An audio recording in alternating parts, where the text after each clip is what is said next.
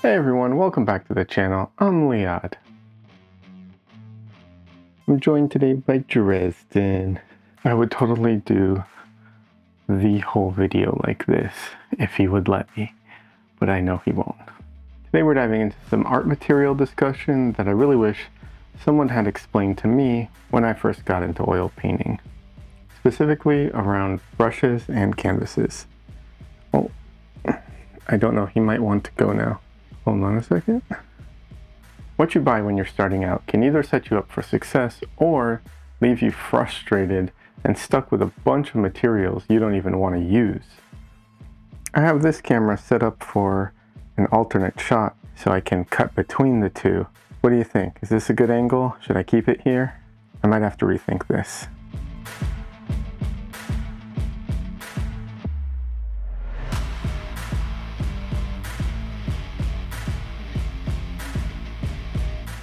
This camera is working out. So yeah, specifically today we're going to be discussing brushes and canvases.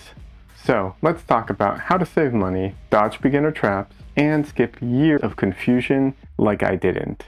So you've decided to try oil painting.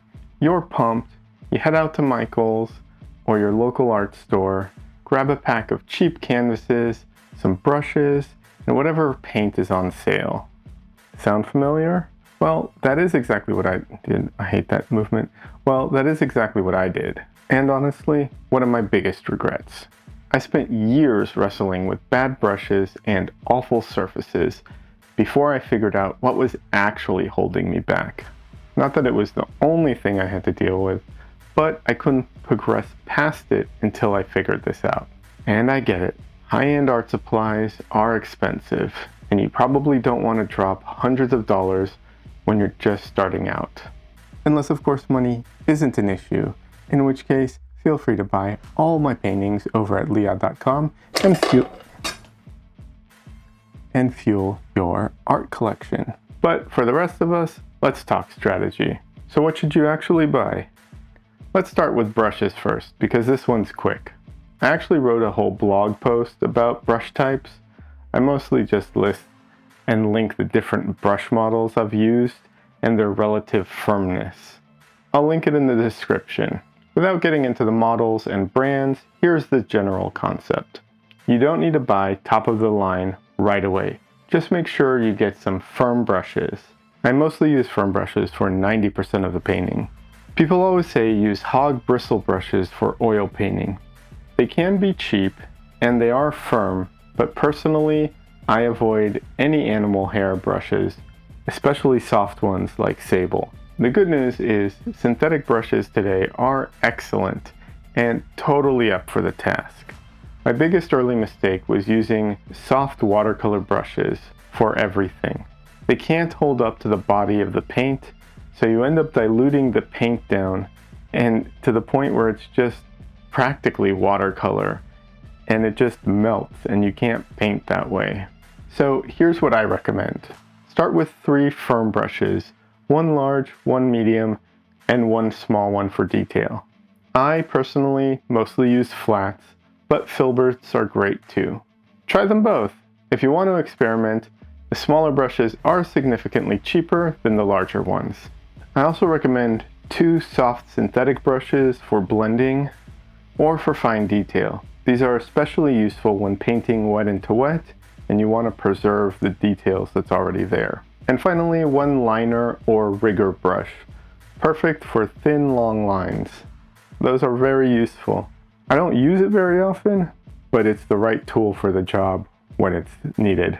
If you want to scale it back even more, you can totally do a painting with just a medium flat.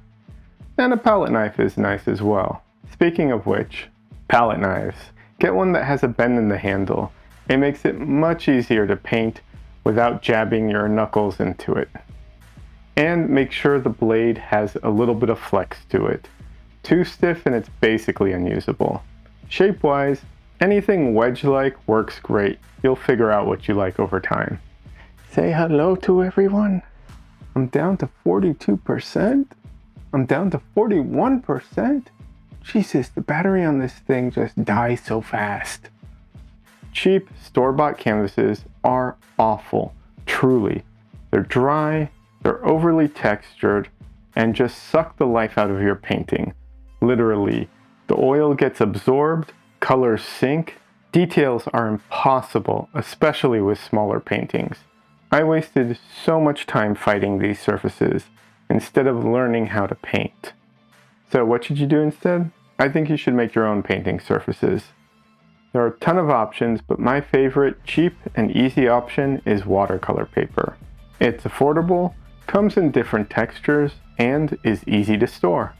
You'll want to prime it, and this is a great chance to experiment to find what kind of surface you like the most. Here are a few great primers to try out. Acrylic gesso, acrylic paint, acrylic medium, or matte medium are all great options. With gesso, you can achieve multiple types of surfaces.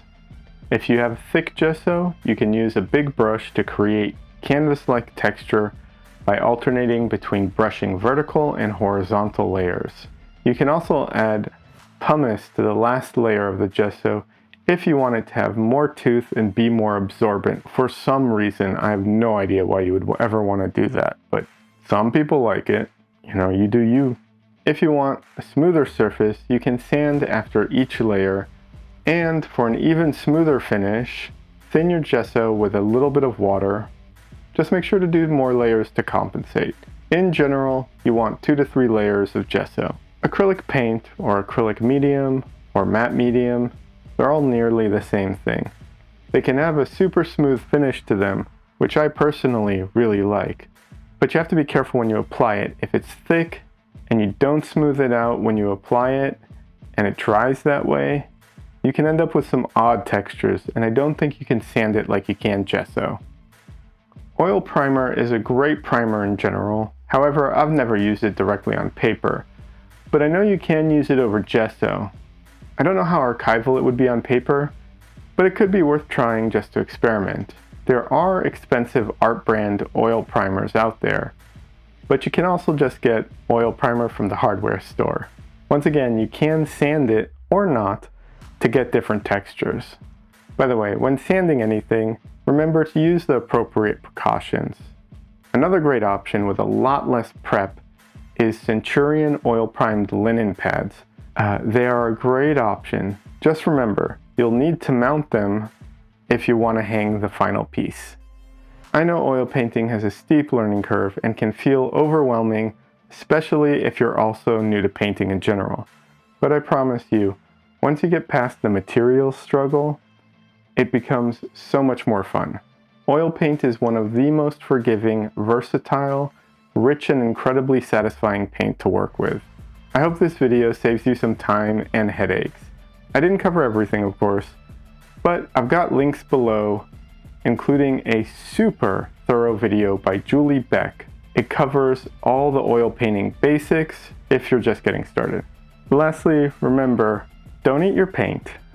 Don't eat your paint. Oil-soaked rags can spontaneously combust if not disposed of properly. And some solvents are odorless, but still require ventilation. Need ventilation. Alright, that's it for this one. If you found this helpful, please like, subscribe, and do all the YouTube-y things. Got questions or want to share your favorite beginner-friendly materials? Drop them in the comments. I love chatting with you all. More videos are on the way, so don't miss out. I hope you have a fantastic week, and as always, happy painting!